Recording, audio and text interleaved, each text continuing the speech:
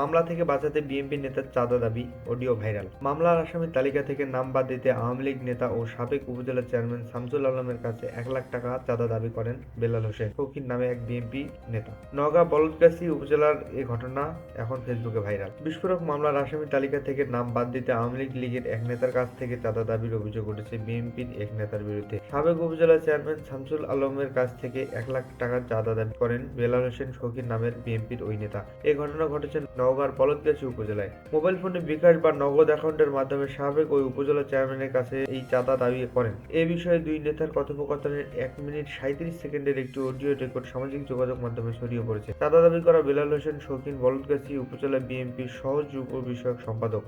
আর শামসুল আলম খান উপজেলা আওয়ামী লীগের সাবেক কোষাধ্যক্ষ ও সাবেক উপজেলা পরিষদ চেয়ারম্যান। জানা যায় সোমবার রাত 7:30টার দিকে উপজেলার গোবরপাড়া হাট নামক স্থানে সরকারি প্রাথমিক বিদ্যালয়ের মূল ফটকের সামনে 2টি ককটেল বিস্ফোরণের ঘটনা ঘটে।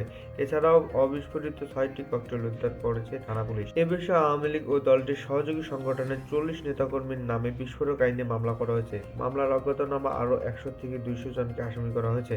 আর এই মামলার বাদী হলেন বেলাল হোসেন শৌখিন। এই মামলায় থানা পুলিশ অভিযান চালিয়ে ইতিমধ্যে বলদগাছি উপজেলা আওয়ামী লীগের সাবেক বন ও পরিবেশ বিষয়ক সম্পাদক বাবর আলী সহ 3 জনকে গ্রেফতার করেছে। জানতে চাইলে শামসুল আলম খান বলেন, বিএনপি নেতা শৌখিন আমার কাছ থেকে ফোন করে 1 লাখ টাকা চাঁদা দাবি করেন এবং প্রাণনাশের হুমকি দেন। আমি টাকা দিতে অস্বীকার করার কারণে গোবরগাছি হাটে ককটেল বিস্ফোরণের মামলায় আমাকে 10 নম্বর আসামি করা হয়েছে।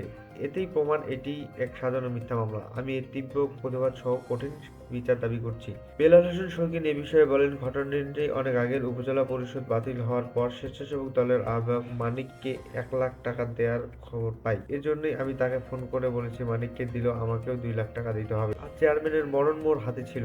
এমন ডায়লগটার প্রশংসা করলে তিনি হাসতে থাকেন। এদিকে বিষয়টির তীব্র নিন্দা জানিয়েছেন বলদগাছি উপজেলার সাবেক স্বেচ্ছাসেবক দলের আহ্বায়ক আঙ্গজেব চৌধুরী মানিক। মোবাইল ফোনে ওই প্রতিবেদককে তিনি বলেন, দলের নেতাদের সঙ্গে আলোচনা করে তার বিরুদ্ধে কি ব্যবস্থা নেওয়া যায় সেই ব্যবস্থা নেব। স্থানীয় বিএনপি আরেক নেতা ক্ষোভের সঙ্গে বলেন, এই মামলা তাদের কাছে এখন চাঁদা আদায়ের রসিদ হয়ে গেছে। জানতে চাইলে বলদগাছি উপজেলার বিএনপির সাধারণ সম্পাদক আব্দুল হাদী চৌধুরী টিপু মোবাইল ফোনে বলেন, এই কল রেকর্ডের ঘটনা এখনকার না, মামলার অনেক আগের। বিষয়টি গতকাল আমি জেনেছি। তবে বিএনপির নাম ভাঙিয়ে যে বা যারা এ ধরনের কাজ করবে তাদের বিরুদ্ধে সাংগঠনিক ব্যবস্থা নেওয়া হবে। সম্প্রতি হওয়া এই বিস্ফোরক মামলার তদন্ত সঠিকভাবে করা হবে, জানান থানার ওসি শাহজাহান আলী।